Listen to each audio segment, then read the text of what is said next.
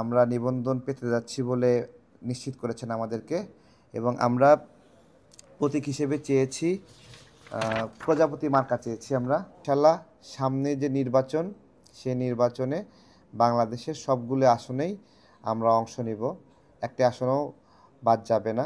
আমজনতা দলের নিবন্ধনের বিষয়ে জাতীয় গণমাধ্যম কয়েকটিতে আমরা একটি খবর দেখার পরে নিশ্চিত হওয়ার জন্য নির্বাচন কমিশনে এসেছিলাম যে আমজনতা দল নিবন্ধন পেতে যাচ্ছে।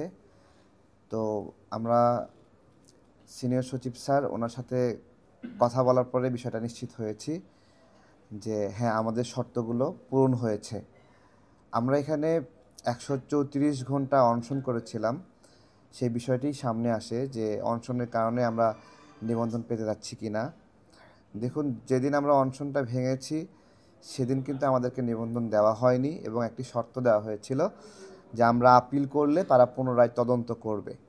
সেই ভিত্তিতে আমরা আপিল করি এবং 82টি উপজেলায় আমরা তদন্তের জন্য তথ্য দিই পুনরায়, এবং 5টি জেলার তথ্য দিই আমরা।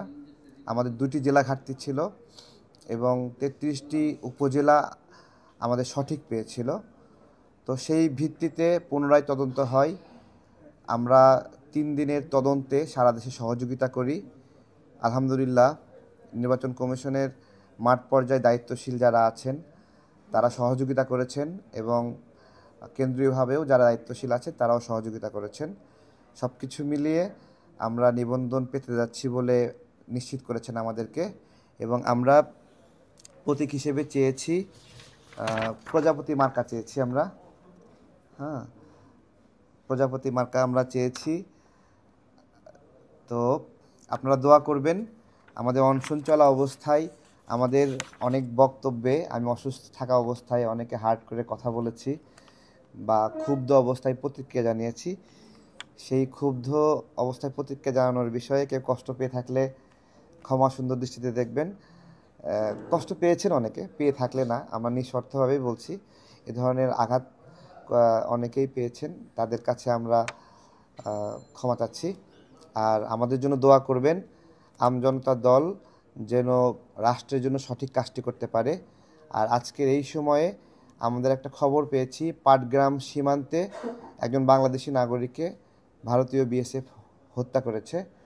আমজনতা দলের পক্ষ থেকে আমরা আপনাদের সামনেই এর প্রতিবাদ জানাচ্ছি এবং সরকারকে যথাযথ প্রতিক্রিয়া জানানোর অনুরোধ করছি, এবং আমাদের বিডিআর যেন সঠিকভাবে দায়িত্ব পালন করে সেই অনুরোধ করছি। গণমাধ্যমের ভাইদেরকে ধন্যবাদ। ইনশাল্লাহ সামনে যে নির্বাচন, সে নির্বাচনে বাংলাদেশের সবগুলো আসনেই আমরা অংশ নিব, একটি আসনও বাদ যাবে না। আপনারা দোয়া করবেন। আমরা একটা লক্ষ্য নিয়ে এগোচ্ছি। আমাদেরকে অনেকেই বলেছে, আমরা এটা অদ্ভুত একটা বিষয়, নিবন্ধনের জন্য চায় অনেকে, সমর্থন করে অনেকে, কিন্তু নিবন্ধন দেওয়া না হোক এই ধরনের দাবিও শক্তিশালী হয়। এইটা কিন্তু একটা ভিন্ন বিষয় ছিল যে দল বেঁধে অনেকগুলো মানুষ একসঙ্গে বলছে যে আমরা নিবন্ধন না পেলেই ভালো হবে। তো যাই হোক, আমাদের সমর্থন না, শুধু আমাদের অসমর্থন বা বিরোধিতাও অনেক আছে। সব কিছু মিলিয়ে আমজনতা দল বাংলাদেশের রাজনীতিতে প্রাসঙ্গিক থাকতে চাই, এবং বাংলাদেশের সমস্যা, নাগরিকদের সমস্যা, দেশের ভালো মন্দ এসব নিয়ে আমরা কাজ করতে চাই। সামনের নির্বাচনে প্রজাপতি মার্কা এখানে আমজনতা দলের পক্ষ থেকে থাকবে, আমরা সেটারই আবেদন জানিয়েছি। আমরা আশা করি আমরা অনেক ভালো না করলেও 1 থেকে 5-এর মধ্যে এই সামনের নির্বাচনে আমরা আমাদের দক্ষতা, গ্রহণযোগ্যতা দেখাবো ইনশাল্লাহ। নায়াসিনামাইড ও স্যালিসাইলিক সমৃদ্ধ লিলি ফেস ওয়াশ, যা ফেসের ডেড স্কিন সেল দূর করে দেয় দ্বিগুণ ফাস্টার ব্রাইটেনিং।